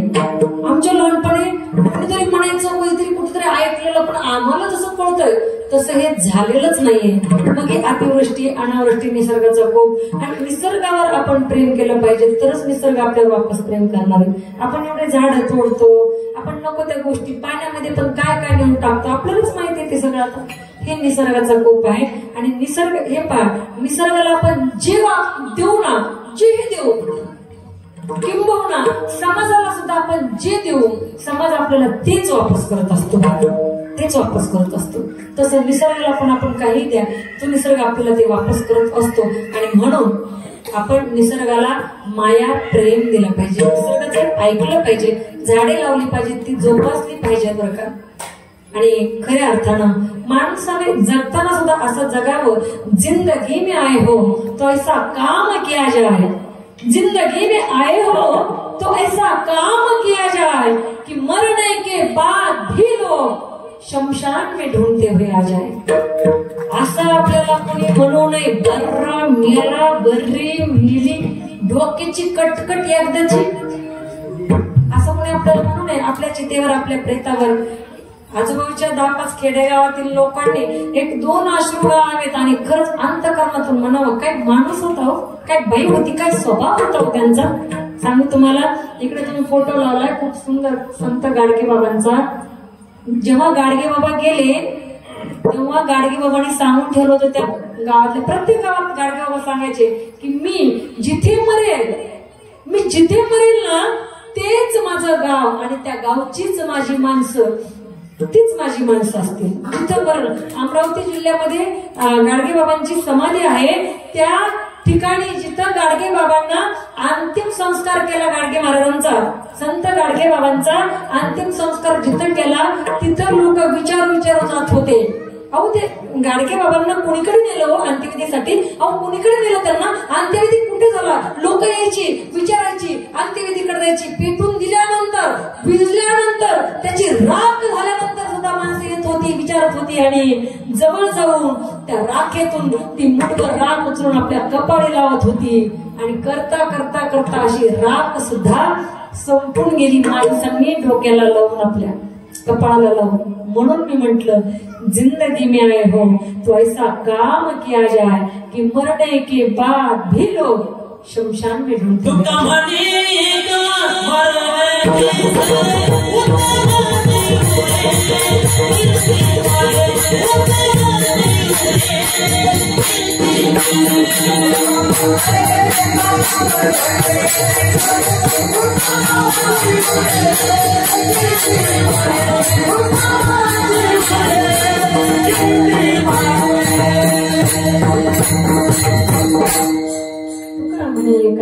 मरणाची सरे उत्तम जीव रे कीर्ति मागे एकदम मरायचेच।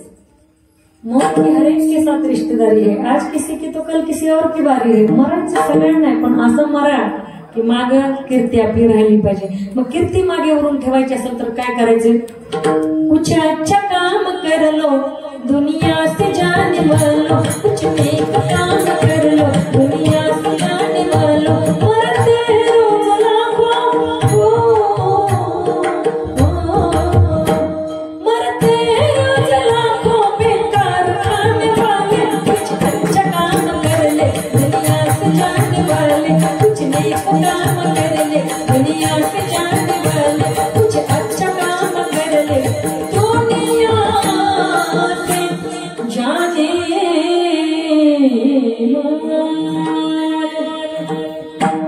काहीतरी चांगलं करून जा। पण आमचं कसं आहे, आम्हाला चांगलं तर करताच येत नाही कुणाचं, पण चांगलं व्हायला लागलेलं आमचं लय पोट दुखत। दुसऱ्याची दाढी का जावा ना, पण आमची बिडी पेटली पाहिजे। लय एक जण पळत गेलं दवाखान्यात, डॉक्टर साहेब माझं लयच पोट दुखत आहे, 4 दिवस झालं म्हणलं, गोळ्या औषध दिल्या, पुन्हा ते 4 दिवसांनी परत आलं, डॉक्टर साहेब राहतच नाहीये पोट, पुन्हा दुसऱ्या बाजून गोळ्या दिल्या, पुन्हा 4 दिवसांनी आलं, अरे म्हणलं 15 दिवस झाले तुझं सारखं गोळ्या खातोय, पोट दुखत आहे, नेमकं केव्हापासून दुखत आहे सांग बरं? म्हणलं शेजारच्यानी 4था मजला काढल्यापासून। कोणत्या दवाखान्यात गेलं त्याचं पोट राहील सांगा नाही? अहो समोरचं तर चांगलं झालेलं पाहून आपल्या मनाला आनंद झाला ना, देवाची पूजा करायची पण गरज नाही हो, देव तिथंच आहे बघा। पण एखाद्याचं कसं असतं, त्याचं एवढं चांगलं कसं काय, आपलं वाट का लागे ना, कुपाट लागली तरी चालतंय, पण समोरचा सुधारला नाही पाहिजे। हे मत आहेत आपले, हे मत आहेत, हे बदला। इतरांच्या चेहऱ्यावरचा आनंद पाहून ज्यांना आनंद होतो ना, इतरांच्या चेहऱ्यावरचा आनंद पाहून ज्यांना आनंद होतो, त्याच्या चेहऱ्यावरचा आनंद देव कधीच कमी करत नाही। म्हणून इतरांकडे पाहून नेहमी स्माइल करायला शिका, स्मित हास्य करा। काय बिघडते पण काय माणसं असे बघितले का, असे बघत येत ना दुसरे मारक्या बैलासारखे, वाट त्याच्याकडे नसतं बघितलं तर बरं झालं। काय महिला पण आमच्या काय काय आम्ही एवढे फिरतो, आम्ही महाराष्ट्र सोडून बाहेरचे 4-5 राज्यात जावं लागतं, कोणीकडे कसे माणसं भेटतात, काय असे बघतात ना, त्यांना ते कोणीकडे तरी सोय केलेली असते, सोय केलेल्या घरचं परत बिघडून दुसरीकडं अचानक व्हावं ते, मग अशा आट्या गुट्या पडतात। आम्ही का 10 भाकरी खातो का काय विचार त्यांना, मी अर्धीच चपाती खाल्ली हो बरोबर।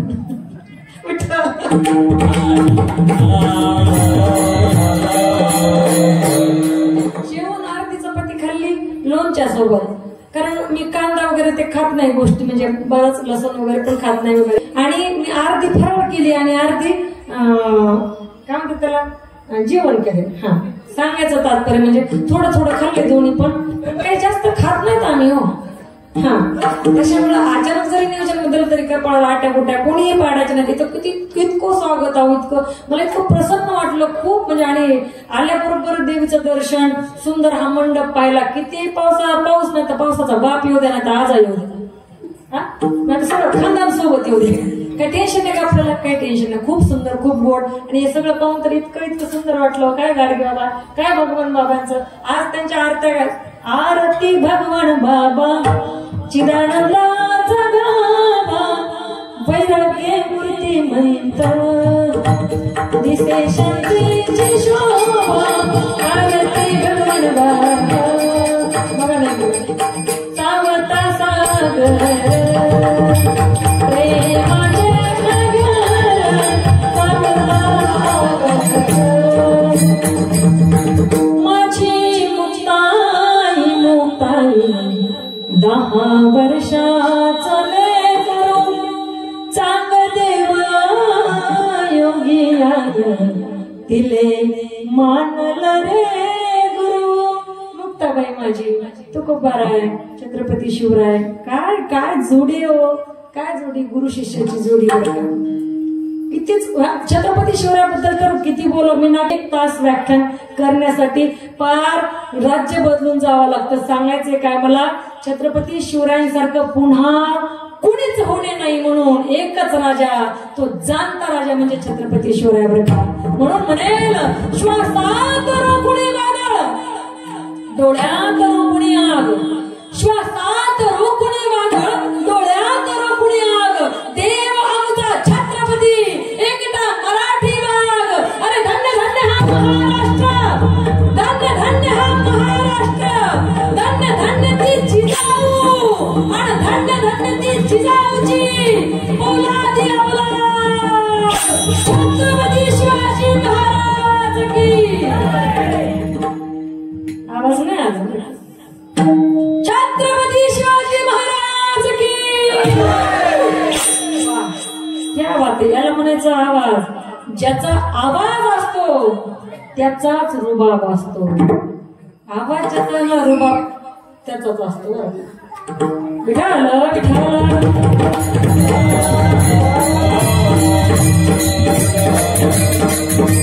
नामदेव महाराजांचं तर काय वर्णन करावं. 5 वर्षाच्या नामदेव रायाने देवाला जीव घातलं. नोहे हा सामान्य महिमा संतांचा, नैवेद्य हा तिचा मूर्ती जेवी. पुढे एकनाथ महाराज आओ. सकल संत माझी राजा,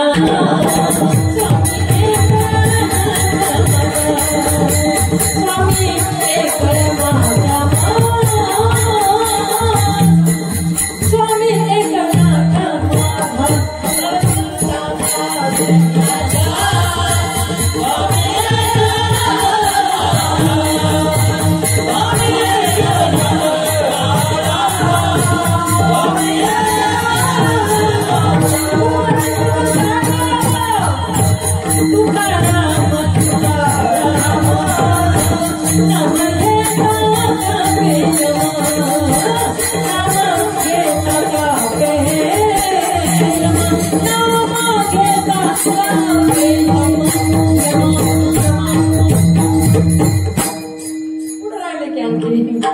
किती असे ठेवले असते का तरी जमत होत. ज्ञानाबाई माझी अनाथाची माय, ज्ञानाबाई माझी अनाथाची माय.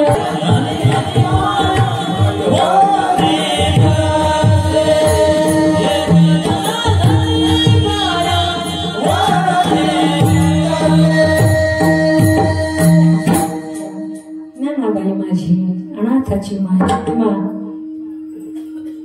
ज्ञानोबायांबद्दल बोलायला खूप आहे. तिकडे गेलो का पुन्हा वापस येणं फार अवघड होईल. जगाची माय बरं का ज्ञानेश्वरी. ज्ञानेश्वरी तुम्ही वाचत चला. एक एक ओवी आपल्याला एवढा जीवनाचा त्या ठिकाणी सांगून जाईल अर्थ. जीवन जगताना कर्मयोग आहे, अनेक योग आहेत बघायला. सांख्योग किती भक्तियोग किती किती हो त्या गीतेमध्ये, ज्ञानेश्वरीमध्ये. ज्ञानेश्वरीला तुम्ही जर आपलं मांडलं ना, ज्ञानेश्वरी तुम्हाला कधीच दूर लोटणार नाही बरं का. हा माझा स्वतःच अनुभव आहे. सांगू तुम्हाला, आज तुमच्या समोर मी उभी आहे, माझ्या माऊलीमुळे उभी आहे बरं का. मी बोलले होते तुम्हाला, बोलेल 1-2 मिनिटं बोलेल कीर्तनामध्ये. ऐका ना, आजपासून 7 वर्षापूर्वी हे माझं बाळ दिसतंय ना समोर, हे फक्त 2.5 वर्षाचं होतं. तेव्हा माझे पती येलुकीची यात्रा संपवून भटकंताच्या पैलीन झाले आणि मी अगदी कोणाशीही बोलत नव्हते. अजिबात कोणाशी बोलणं नव्हतं. शेजारच्यांशी संपर्क तुटला. मी माझ्या लेकराला आता मी त्याला नंतर जवळही घेतलं नाही. मला लक्षातही राहिलं नाही लेकरू आहे. मी माऊलींबद्दलचा अनुभव सांगते तर स्वतःचा गर्व म्हणून मला सांगायचं नाही. आणि माझे वडील म्हटले आपण तिला आळंदीला घेऊन जाऊ. मी कोणाशी बोलत नव्हते, एकही शब्द बोलत नव्हते. बोलायचं म्हणजे माझं तोंड ही माझी जीभ बोलायचं विसरूनच गेली होती की काय. असा प्रसंग उडवलेला होता. कारण अचानक डोक्यात दगड घातल्यानंतर माणसाला काही सुधरत नाही. झोपेत दगड घातल्यासारखं माझं सौभाग्य माझ्यापासून हिरावलं गेलं. आणि खरं सांगू तुम्हाला, जीवनातून जोडीदार गेला ना जगायला आनंद राहत नाही बरं का. फक्त मरता येत नाही म्हणून माणसं जगतात बरं का. जोडीदारानंतर मरता येत नाही म्हणून माणसं जगतात. जवळपास 1 वर्षभर मी कुणालाच बोलले नाही, पण 25-26 दिवस झाले आणि माझ्या वडिलांनी माझ्या आईला सांगितलं आपण हिला आळंदीला घेऊन जाऊ. गाडी काढली, ड्रायव्हर, आई, वडील, बाळ, माझी मुलगी, आळंदीला आम्ही गेलो. मी कुणाशीच बोलत नव्हते. या जगाशी माझा संपर्क तुटलाय की काय असं होत होतं. माऊलींच्या मंदिरात गेलो आणि तुम्हाला खरं सांगते बरं का, या नारदाच्या गादीवरून, सरस्वती मातेच्या गादीवरून मी एका कोपऱ्याला बसले, वेड्यासारखी, अगदी वेड्यासारखी, वेळ लागलेली बाई आहे की काय असं वाटावं. कारण आणि तुम्हाला सांगेल मी, खरंच साक्षात मला असं कुणीतरी उचललं कडेवर आणि माऊलींच्या मंदिराच्या त्या समाधी समोर आणून सोडलं. बाबा ती माझी माऊली होती बरं का. आणि मी सांगेल, एक दिवस मी तिथंच बसून राहिले, मला यायचंच नाही म्हटलं कुठंच. म्हणजे ती सुद्धा कसं मी बोलले माहित नाही, पण मी 1 वर्ष तुम्हाला बोलत नव्हते. बऱ्याच महाराज मंडळींना माहिती ताई, तुम्ही म्हटलं एक तरी शब्द बोला असले हो, पण नाही फुटला तोंडातून शब्द, डोळ्यातून फक्त आसमानच्या धारा होत्या. माऊलींना पाहिलं की मला फार म्हणजे, आणि खरंच माऊलींचा त्रास तुम्ही आठवा. लोक एवढ्याशा त्रासाला म्हणतात आमच्या जीवनात भयानक दुःख आहे हो, आमच्या जीवनात तेवढा त्रास आहे, आमच्या जीवनात असे, आमच्या जीवनात तसे. अहो विचार करा, ज्या माऊलींनी आज ज्या आळंदीमध्ये माऊलींचं मंदिर एवढं थाटात उभं आहे ना, त्याच आळंदीवासियांनी माऊलींना माझ्या त्यांची जोडीत भिक्षा सुद्धा घातली नाही. शेण टाकलं, गाळ टाकला, माती टाकली, कापर दिलं नाही मांड भाजायला, खापर नाही दिलं. किती वनवास केला, संन्याशाची कार्ते म्हणून हिणवलं, किती वनवास केला. पण त्याच माऊलींच्या तुम्ही जवळ जा आणि तुमच्या जीवनातलं कसलंही दुःख असू द्या, ते दुःख निरसन केल्याशिवाय माझी माऊली राहत नाही. म्हणून ज्ञाना बाई माझी अनाथाची माय, एका जनार्दनी पाय म्हणती तसो विठोबा रखुमाई.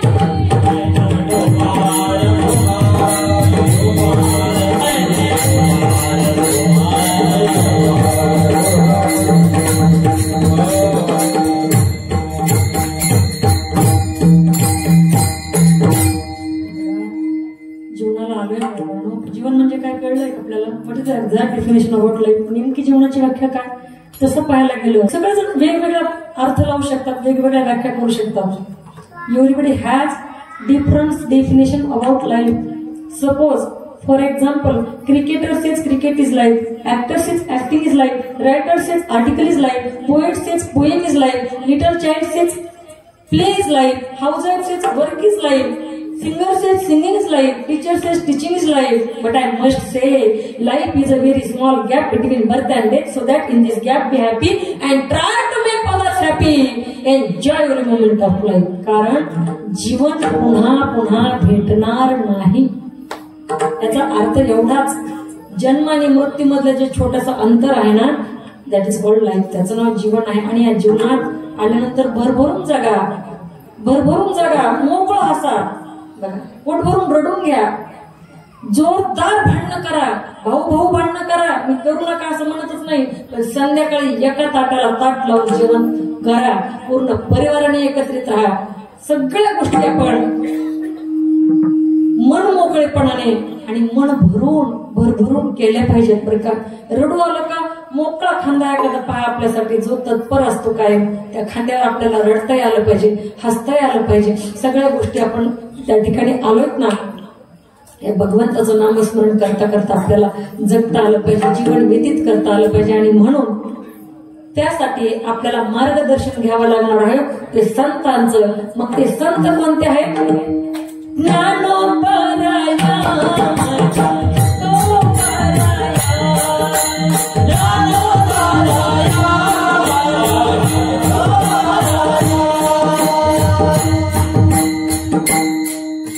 दोन चरण मी सोडलेले बरं का, आणि बाकीचे 2 मी पुन्हा येईन.